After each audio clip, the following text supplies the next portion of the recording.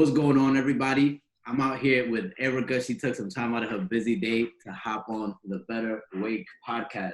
You know what's funny, guys? So right before we actually hopped on, we were just talking about that I'm going to have a difficult time explaining what she does because she does so much. So, Erica, go ahead and tell the people what you just told me, matter of fact. So the best way I describe myself is I'm a YouTuber who manages $1.9 million in assets that allows me to invest in other ventures and projects. Amazing. Pretty simple explanation. Yeah. So the YouTube came first before anything else. It did. YouTube has been feeding me for years. YouTube has produced 6,000 paid phone consultations. YouTube has produced an investment club. YouTube has produced over $1 million in sales, courses, products, books, you name it. YouTube is very powerful, and the funny thing is I have less than 40,000 subscribers. Amazing. How'd you get started with the whole making money on YouTube thing?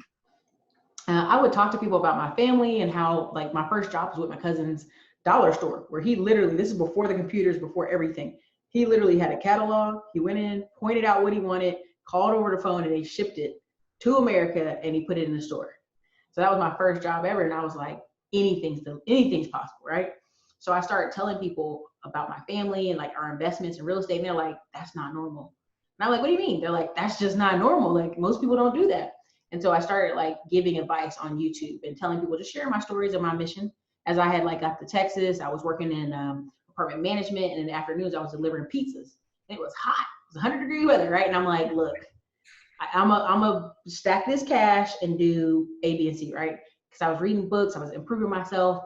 And the first thing happened is I was at work, and this guy had a painting company that was making $300,000, and he just sits at home. He just does everything from the computer, and he sends guys out to do the work. So immediately, once I learned that, that's part of the story from here, right? So then I like took that business with a friend, made money for 3 years, sold that business, and YouTube all along the way, just documenting the journey. That's amazing. So you were literally just kind of doing what you would do anyway, except just documenting it, essentially. Mm-hmm. That's amazing.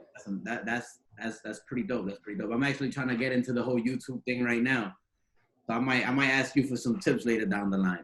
For sure. Listen, what people got to understand is YouTube is long-term SEO. Anybody can Google you, look you up, find your videos. I still have people pull up on old videos 3, 4, 5 years ago, buy something, and I can look at my database, click on what video they watched, and it's a video from years ago. The SEO is powerful, right? You're struggling to communicate through Facebook and Instagram because they're reducing your reach. YouTube may try to suppress you a little bit, but if anybody Googles you, they're gonna find you. No, that's a fact. And then what came after the YouTube? I know. Well, really, everything along the way, I still do YouTube to this day, right? I still just document the journey. There is gonna be a point where I take off like 6 months and be like, enjoy your lives, right? Like, peace out, everybody. But YouTube, the reason I have this amazing $2.5 billion owner financing deal right now in the state of Texas for 18 acres and a business is somebody on YouTube watched me, loved the channel, spoke me up to the business owners for a year. Wow. So then when I got there, all I had to do was basically handshake and be like, hey, I'm Erica Williams, what's up? So when people make fun of, YouTube's, I'm still here. I'm still doing YouTube. No, that's what's up. And then what about the trucks? Because I know that really got my attention, honestly. Right. I think that's how we got in contact. As a matter of fact, was through the trucks. So what ended up happening is I was a part of a group. I went to a mastermind with a group of people in Florida. Hood Estates was there. The Key Resource, Asia Dennison out of Detroit. All kind of people were there in this mastermind in this house, and they explained the trucking business, how they do it passively, right? How they lease on with third-party systems, they split the money with their driver, and it's just a check every week. For me, I knew a little bit about trucking because I had an uncle who had his own trucking business for 20 years with my cousin. Well, when my cousin passed away, he closed that business down, right? Mm-hmm. But I knew enough that there's money in trucking. It's a $1 billion industry. I'm a big numbers person, so I'm just like combing through the numbers. And this is what happened. I had access to their course. I didn't do anything with it. I just sat on it. I was an affiliate for them, but then I went to a Max Maxwell pop-up event, and one of the people kept coming to me and they're like, "Oh my God, Erica, I took that course you talked about on your channel, and this week, this guy was African, thick accent. He was like, yo, this week I went to my bank, Navy Federal, got $40,000 line of credit, bought a truck, called this company, They found me a driver. I'm leased on with them, and it only took a week and a half. And I was sitting there like, oof, you know, right? Like he was, I mean, this dude, you know, thick accent, engineer, nothing, never knew, didn't know anything about trucking. Yeah. Took a course, watched it, and it just, I was like, all right, Erica, you slacking. Go watch the course. You got it for free, right? So I go watch it. I say, listen, anybody want to partner with me on this? Immediately within 72 hours, I raised like $150,000. Wow. So like I was only gonna do it for one truck, but then it was like by the time I looked up, I was like, oh my God, like this is enough for 3 trucks. And that's, I mean, the rest is history. Now I've had some bumps and bruises along the way, but everybody has. So yeah, like with anything. With anything, you're gonna learn hard with anything. Like that's a fact. So and then so with the truck, you said you raised some money. And what'd you do? You just did like a profit split with the trucks essentially or something? I did a partnership. Long story short, I partnered with people and profit minus expenses. Very simple, right? Like whatever profit truck makes minus like tires, brakes, insurance, you name it. Whatever profit is left over, whatever net profit is left over, we're going to just split it. The proper percentages. That's dope. Yeah, I'm actually jumping into the truck business myself. You know, I'm right now. I just strictly wholesale, a little bit on the education side and things like that. I'm hopping into the truck myself. It just looked like a really good industry, honestly. Well, the thing about trucking, which right now I just saw an article and I'm gonna talk on it, right? So people were like, oh my God, 83,000 truckers lost their job. Well, I was like, all right, let's back this up. 3.5 million drivers. Yeah. 83,000 is less than 2.4%. You still got 98% of folks out there driving, working, doing whatever. And what I want people to understand is like, if a truck doesn't come to your city within 3 days, you'll be out of food, water, and gas. That's a fact. Prime example, truckers boycotted on the border of California. Like they just lined their trucks up. Everybody's like stopping. They're talking to each other on BBC radios or whatever you call them. And they stopped for 6.5 hours. Guess what happened? 3 to 6 cities and towns on the East Coast, Connecticut, near New York, near New Jersey, what's the other? Pennsylvania? Yeah, near Pennsylvania, in Pennsylvania, ran out of water, gas, and food. That's ridiculous. Trucks stopping for 6.5 hours because you got to understand the computer system we have in America now, when something goes empty at the store or is just about to go empty, then they order it. They don't order it in advance. They don't have surplus. They have right on the right amount. All this software in their system keeps them just enough. So the truck gets there and boom, it's restocked. And if you don't believe me, look at all the toilet tissue we ran out of, right? Your grocery store has just enough for 4 days and at most 2 weeks. I was hurting out here. We was hurting out here in Florida when that happened. I was like, y'all, come on now. But that's the thing. It's like, I had a shopper. She's Australian, and she would go in different stores trying to find toilet tissue. It was crazy here. But that's the thing. I want people to understand that trucks are so vital to our economy. Like if they stop moving for 6 hours, they will mess up the city. That's crazy. Just because it's so tight. The timeline is so very tight. And that's the thing for me. When I look at investments, because I'm like I tell people all the time, and I'm sure you agree with this, David, you do so much, right? I'm an entrepreneur first. I'm in anything that makes sense. I'm gonna put my money in anything that makes sense. So for me, it has to make sense without the numbers first. That's what I tell people. Right? Yep. The idea of it has to make sense. And like that just makes too much sense. Like even without numbers, the demand is there, right? So the way I looked at it, I'm like, yo, every time I drive to the gas station, I pass at least 10 trucks. 50 trucks, if that, maybe more, right? Yeah, in that short drive. So I'm like, oh, that makes too much sense. Like, and then when I started looking at the numbers behind it, I'm like, yeah, this really makes sense. This really makes a lot of sense now. What I started telling people is think about it like this, like it's ownership on everything. Ownership is number one for everything, right? So when you hear a lot of drivers, so there's 3.5 million drivers, how many drivers do you think own their own truck? Just guess a number. Maybe 2% of them. 380,000. So that's like a little bit more than 10%. Wow. And so you're talking about an industry where people, the average driver keeps a job 90 days and then quits or rotates or lateral moves. So there's a lot of moving around, but they're not making the big money because they're not in ownership. So when I would go to the dealership, when I would go on the phone with brokers, when I was on the phone with international shippers, it was all foreigners and immigrants and people who I'm like talking on the phone. I'm like, they would literally say, I'm so glad to talk to a woman, or I'm so glad to talk to an American. Like, this is cool, great, right? Because they're killing it. They're killing the industry. Like, they're dominating. They're like taking over because it's money to me. It's $1 billion industry. Right now there is, and part of what convinced me to go really deep into trucking is there's a guy, he was on the news, Indian guy, came here, he's Sikh Indian. He owns he was driving for, I think, 5 years. Now he owns a truck stop and he owns 9 more trucks. For the past 2017 and 2018, 15,000 Sikh Indians got visas to come be truckers in the United States 2 years in a row. That's crazy. So if you know their culture is ownership, you're talking about 30,000 dudes who are eventually going to be like, I'm going to buy 1 or 2 trucks. Okay, they buy, each of them buy 1 truck. That's 30,000 trucks on the road. That's crazy. If each of them buy 2 trucks, that's 60,000 trucks. See, people don't understand that the money is in the ownership. The money is in owning the broker company. The money is in owning the dispatch company. The money is in owning the land the trucks park on, but also in owning the trucks. No, So that's a fact. No, that's crazy. That's crazy, bro. Yo, Tony, we might have to charge for this podcast. You're giving too much. Listen, I'll put it out here because I know people will hear it and they just might not do it. No, that's the a sad fact. part.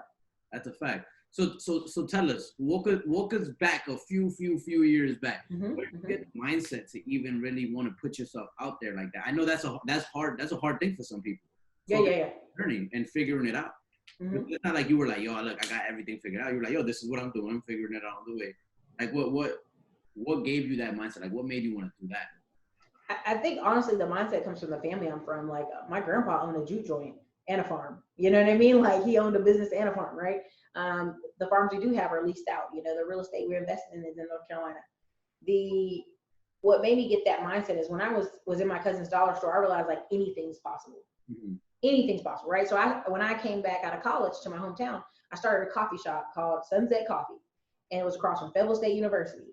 And I only kept it open for 2 years and some change because they started tearing up the highway. But it was like, it just dawned on me. Like once you own a business, like you can't really go back to employee work because you try to find the shorter, smarter, faster way. Like every job I tried to work after that, owning that coffee shop, they were like, won't you just do it like we want you to do it? And I go, but that doesn't make sense. This is slow, ineffective, terrible. Don't do it this way. So what I learned is, it's all service. You know what I mean? Trucking service, painting company service, fencing is service, all that stuff is service. So your goal is ultimately find the how and value service. Because if you want to cut hair at a barbershop, you're talking about what, $40 or something a haircut, right? So now you got to serve like a bunch of dudes in a day just to get money, right? Yeah. But let's say you're a service guy and you fix an AC unit. You're talking about 8 to 10 grand.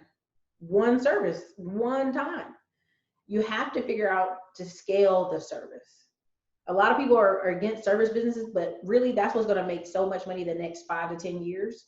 It's going to be truckers, it's going to be farmers, and it's going to be tech guys, and then it's going to be guys who can do the middle work. What is the middle work? Painting, fencing, repair, AC units. Your average plumber is 65 years old in America. Your average construction guy is 57.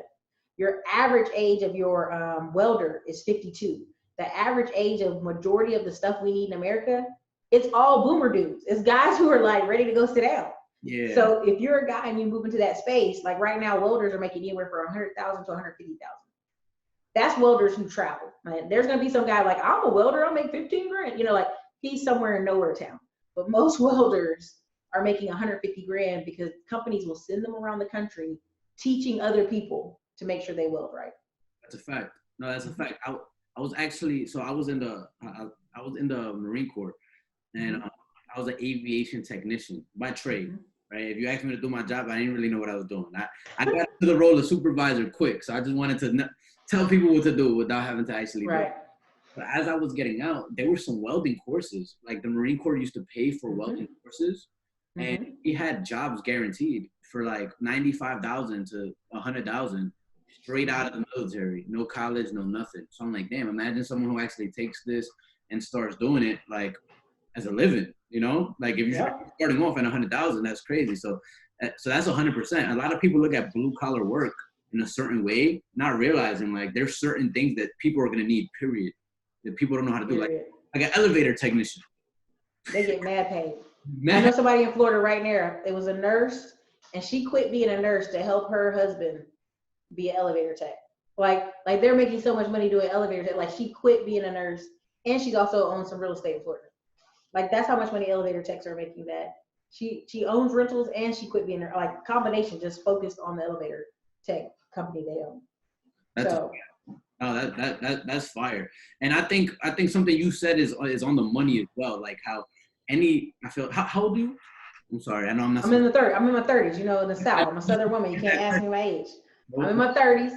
Okay, early 30s. I'm in the 30s. It's okay. No, so like you're saying, everybody in those industries are a lot older, right? Mm-hmm. And there's a certain way they used to do business before. It isn't the same way now. Like before, it was almost on some like, hey, the job's gonna get done when it gets done. It wasn't like systemized and things like that. Mm-hmm. For people who are young, who are able to come into those industries, put some systems and processes in place, it's like they can really make a killing. Well, that's. I mean, I teach a course called Middleman to Millions, and I just show people how I had a service business and making six figures literally from my computer. And the reason why is a lot of blue collar guys, they just go hustle to hustle, right? Their phone rings, they got a job, they focusing on that job. Then, if you call them like while they're on a big job, they're not answering. They're busy, they don't care. But then all of a sudden the job's done. Now they need more leads, right? They get in this trap of this hamster wheel of like not having enough work, having too much work. And so if you're a person can come in and know how to use software and know how to book appointments and get leads into your business, you'll have blue collar guys who will work for you forever because they need that consistent money, right? There's always a guy like, I can build the job myself and get all the money. Okay, we'll go out there and do it. But the guy who wants the consistent Friday money, he'll be there. Oh, that's crazy. That's crazy. Mm-hmm. And where can you find that course at? You can find it. You go anytime you go on my YouTube channel or you go on Big Real Estate Life, Thinkative. It's my website. Any of them. We'll probably give you the links underneath. You can put it under here. For sure. I got you. I'll do that for sure. So tell us, you've already accomplished so much at such a young age. What's next for you? What are some of the goals you have? The big goals that you got, like those scary ones, the ones that you're like, damn, I really got to do it. Man, I'm trying my hardest right now to invest with a farmer for a big ranch. So that's something I'm not this year by no means, but probably in 2-3 years. It's just something I've been thinking on. It's either bison or it'll be just like a you ever see some of these Instagram farms where you can go visit, see stuff, take pictures, the pumpkin patch, the corn maze, all that good stuff? That might be one of those. So. I haven't, what's crazy? That a lot of the things is like on Instagram, you don't see people talking about things like this, like farms, land. Like, so I think that's really dope that you're kind of plugging into niche markets to get things done. I feel like the more niche you are, like the more money you can make because you don't got to hope people trying to do what you're doing, Like, well, also once you show results, people come to you, right? So every day right now, I'm fighting the battle of people like, hey, I got like 20 grand, 30 grand, I want to come work for you. I'm like, but let me ask you questions, right? Because you may not be a good fit for me, right? Facts. Once you show people you can accomplish stuff, the money's not an issue. It's just timing. That's a fact. That people don't understand that concept. I've had people do the same thing. Hey, I got 50 grand, I got 80 grand to invest. And then I talk to them and I realize, you know what? Me and this person's value don't really align. Not all money is good money is what I found out. And yes. Well, ATM mindset. It's the ATM mindset. Like they think a business means every day something spits cash into their hand. They get to ride off and eat lunch and hang out with Big Booty Betty and stunt in the Lambo. And like, there's a period of like work required. Facts. So what this little disruption we're having in the marketplace is going to expose is people who have good habits, people who have bad habits. Also, people who are real business people and not just internet, play. That's a fact. That's 100% fact. I mean, it's already happened in the last 2 months. I've seen so many people just not doing their business anymore all of a sudden. Like, look, I know people right now who've joined the military. Like, just stop, like, was doing YouTube, was doing something, was like, oh, I'm in the military now. And everybody's like, wait, you quit doing your business to join the military? Hell no. Like I'm a military kid. My mom did 26 years in the Army. I know the pay structure. So I'm like, what was happening that, I mean, I'm very patriotic, but I just want to know, like, is you okay, right? Like, you taking a pay cut or something? I'm just worried about it. A massive one. Mm-hmm. Yeah, what's crazy? When I was in the military, I was making about 35 grand a year. And then my last year in the military, I flipped a few homes in Detroit. That was my first place flipping. I got plugged in with somebody out there. And that year I made about that including my military pay, I made about 300K that year. So I'm like, on average, I made almost my yearly every month, right? Mm-hmm. And as I was getting out, they actually offered me 126,000 lump sum to re-enlist, and I was like, man, I don't know. Listen, At that time, you better believe in yourself, because I got a friend right now. He took that 50K back in there again. I'm like, man, you getting old. So no, that ain't it. That ain't it. I would say the good thing about Detroit is there's a guy in Florida. I can't remember his name off the top of my head, but Asia knows him. He literally does, gosh, what is his name? I hate not knowing people's names like that, but he does $1 million a month off Detroit. Like and it's not just Detroit, but it's also the state of Michigan. Like, this dude just has a big boy system, and he's out of Florida. I think he's in St. Pete. But I was just like, and he never even been to Detroit. That's the crazy part. Like, he's been to Canada, he's been other places. He just has this team and a system. And what it taught me, even talking to him on the phone, is like, systems is what make your day. Putting people in place, putting phone calls in place, like just having title companies, all that stuff. You can have systems and you never step foot somewhere, never even get out your car. That's right. So, Erica, I got a question for you. I ask everybody this question. Every single person I've done, I ask them this question, and it's a hard question to answer for some people. So I had to give you a heads up. I do this to everybody, right? You've done a lot. You've accomplished a lot in your business so far, and you still got so much more to do. You got big goals. Out of everything you've done so far, which accomplishment of yours has gave you the most sense of fulfillment so far? Has made you the happiest? Made me the happiest. I would say, it sounds weird, but getting an office in Texas. Yeah. And here's the reason why. A lot of people go on this, and I say getting an office, but it's also getting an office providing jobs. Does that make sense? Yeah. So create jobs, essentially. Yeah, create jobs. Because like all my drivers, I just think about, like, for me, it might be $1,500, but for them, it's a lifeline for them and their children. Like, I got to see one driver buy a new truck, and he was like, oh my God, my wife needs this while I'm gone on the road. I get to see different aspects of people. I got to see a guy who was 63 and nobody would hire him. I hired him as a driver. He's like one of my oldest drivers. Wow. There's something about helping people, but in the form of work. Right. Wow. And like, every time everybody's all acting like, oh, I'm a big internet person, I'm a big business owner. And then you talk to them and they working from their home. And I'm like, well, do y'all have an office where your staff goes? Oh, no, sometimes my staff come by my house, or it's just weird. There's nothing wrong with having your business in your house, but there's levels you reach when you get out of your house. That's a fact. And that's what brought me to the next level. When I finally got my office, when I lived in California, once I got the office, it was like more structured. And then when I moved to Tampa, you know, I actually brought my whole team with me from New York, from California, everybody. I'm like, y'all can move. So like, it does make a difference. It's almost like you're in work mode now. Boom, I'm here. I'm in work mode. I feel you. It could, because honestly, once you start, for me, it's all systems. If you start getting SOPs, like there's a guy, he's making rank, but he makes it in so many different ventures because it's really, he just buys Google AdWords, lead pages, all that stuff, and he puts it in systems. And so it's like, everything for me at this point with business is outreach, system, and follow up. That's it. That's a fact. Like, who's doing the outreach? What does your outreach look like? Who's doing the follow up? And then, you know, how do they report to you about that? And then just, you know, where do they buy it on the platform? What is the platform they purchase from? No, that's a fact. Erica, I know that like a lot of people watching this are really going to be motivated. You really, honestly, you spit some heat. Thanks. I was about to grab my phone and write some notes down. So anybody watching this who wants to know more about you, who wants to follow your journey and all of that, where can they find you? They can mostly find me on YouTube, Erica Williams, Erica's Classy Climb. You'll see trucking. You'll probably see a lot of the old credit videos when I partnered with a guy who had a credit repair business.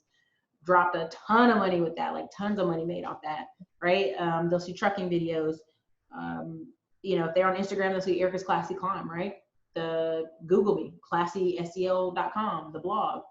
It's a lot out there. Okay. No, I just wanted to let people tap in, guys. Because so for everyone who doesn't know, Erica's super busy woman, so I had to go through a few assistants to even get to her, to get her on this podcast. Sahari was like, hey, there's a person. And then Savannah's like, hey, there's a person. I'm like, oh, okay, yeah, we're going to get to it. We're gonna make it happen. I don't want to hold you up here too long. I know you very busy. For anybody out here watching who's really inspired, who really wants to start something, what's one tip you would give them, you know, as parting words to really get them started in whatever industry they choose to? I would say, first of all, any industry you want to get into, find someone who's doing it the way you want to do it, and then reverse engineer. Amazing. Because and a lot of people don't know how to study, and a lot of people don't know how to reverse engineer. The best way I say it is, okay, who's going to be your client? How much are you selling? What's the price?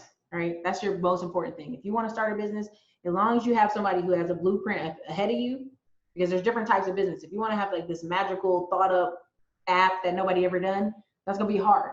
But if it's a simpler, smaller business, you can do it. If there's somebody else doing it, you can do it. You just have to reverse engineer. Fact. It's 1,000% fact. Well, Erica, I appreciate your time. This is actually one of my personally favorite episodes that we've shot so far. Appreciate you. So I appreciate your time. I appreciate you hopping on. Like I said, I can't have you here forever. I know you're a busy woman. For sure. I appreciate having you on. I'm definitely going to get with you after this, all right? All right. Sounds good.